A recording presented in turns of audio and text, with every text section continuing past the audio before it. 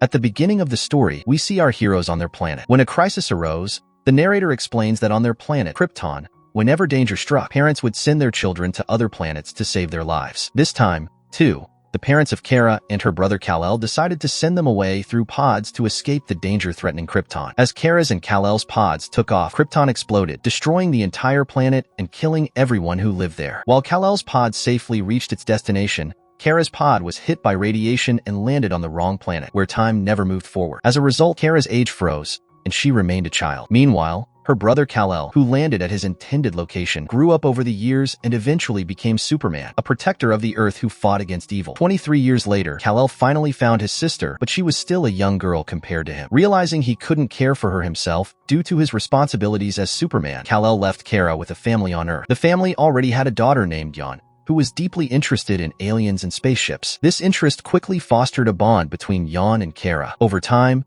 Kara began to grow normally on Earth, adapting to a human life. She eventually started working for a news agency, dedicating herself to her work. Although she possessed extraordinary powers, Kara preferred to lead a normal life, believing that her brother Kal-El was already protecting the world and didn't need her help. At her office, Kara had a close friend named Winston, with whom she shared many conversations. However, she kept her powers a secret from him, discussing only mundane topics to avoid revealing her past. Nobody at the office knew anything about Kara's origins. Her boss, who was often harsh with employees, especially targeted Kara, assigning her both official and personal tasks. Kara disliked this treatment, but felt powerless to confront her boss. One day, her boss assigned her to collect photos from a new photographer for an upcoming story. Kara obediently visited the photographer, whose name was Toll. He refused to hand over the photos immediately, saying the boss would have to wait. Kara then realized that Toll was the same photographer who had captured many iconic photos of Superman. Toll was a close friend of Superman and often took incredible shots of him in action. When Kara saw one of Toll's photos of Superman saving people,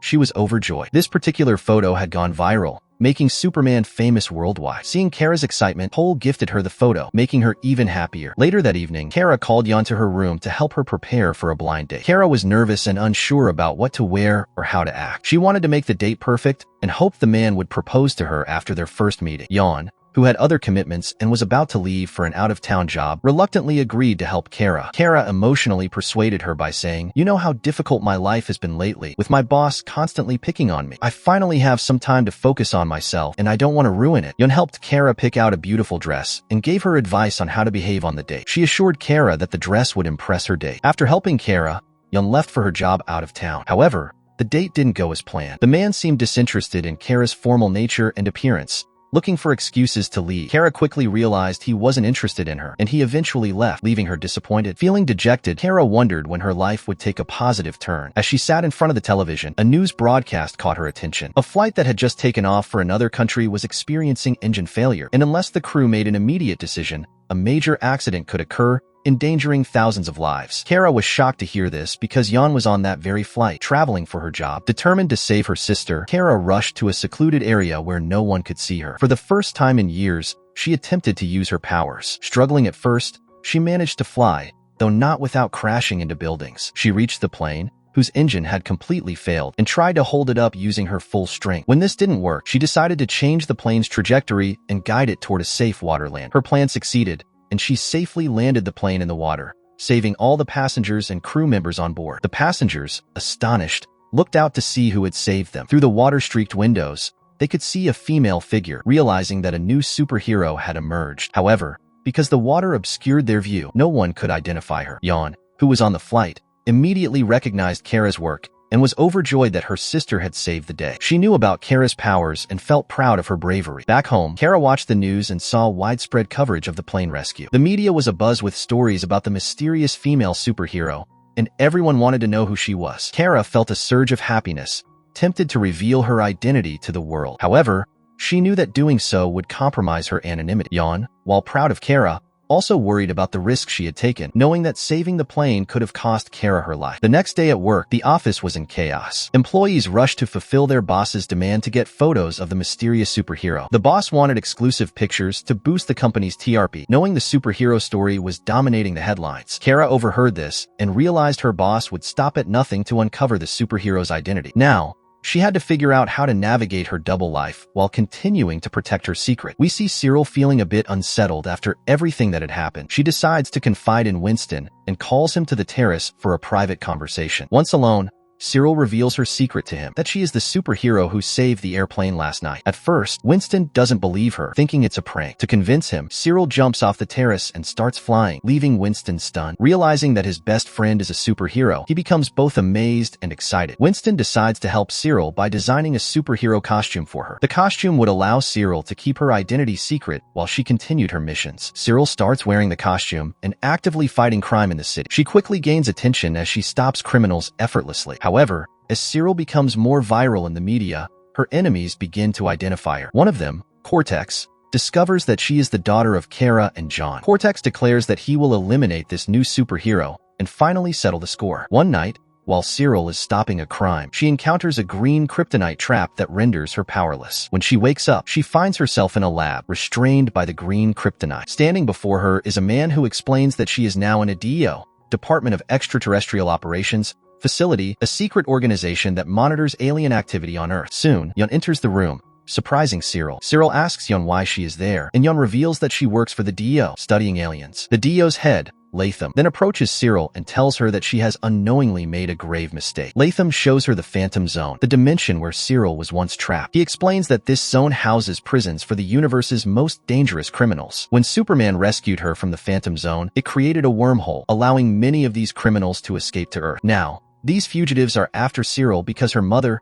Kara, was the one who had imprisoned them. Hearing this, Cyril is overwhelmed. The next day at her office, she learns that her boss has given her the name Supergirl to represent the superhero who saved the airplane. At the same time, Cyril hears Cortex's voice in her mind, taunting her and inviting her to a specific location. Believing Cortex to be just another petty criminal, Cyril decides to confront him. However, when she reaches the location, Cortex launches a powerful attack on her. He reveals that he was also imprisoned in the Phantom Zone by Kara and is now seeking revenge. A fierce battle ensues between Cyril and Cortex. Cortex wields an axe with immense power and unique abilities, using it to severely injure Cyril. Just as Cortex is about to deliver a fatal blow, the DEO forces arrive and attack him, forcing him to retreat. Although Cyril's life is saved, the fight leaves her feeling weak and defeated. She starts doubting her abilities as a superhero, deciding to quit and return to a normal life. Yeon tries to convince Cyril not to give up, reminding her that it was only her first loss. Still, Cyril refuses to listen and isolates herself at home. Yeon shows Cyril an old video of her mother, Kara,